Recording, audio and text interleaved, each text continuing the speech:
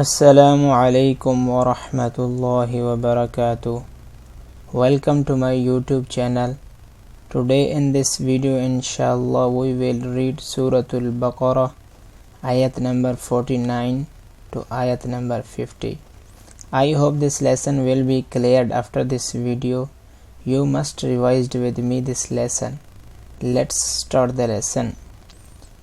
أعوذ بالله من الشيطان الرجيم بسم الله الرحمن الرحيم وإذ نجيناكم من آل فرعون يسومونكم سوء العذاب يذبحون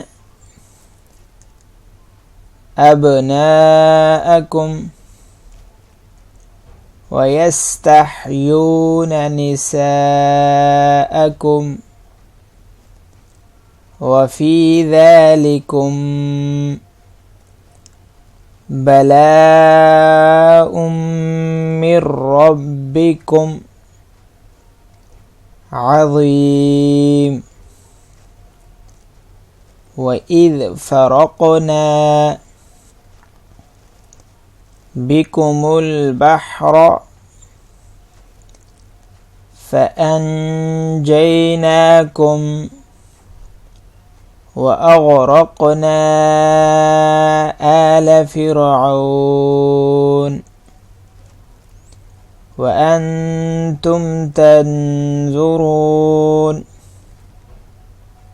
وإذ نجيناكم من آل فرعون يسومونكم سوء العذاب يذبحون أبناءكم ويستحيون نساءكم وفي ذلكم بلاء من ربكم عظيم وإذ فرقنا بكم البحر فأنجيناكم وأغرقنا آل فرعون وأنتم تنظرون.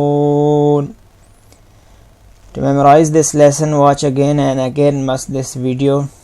It's enough for today. Take care yourself. Thanks for watching. Allah Hafiz.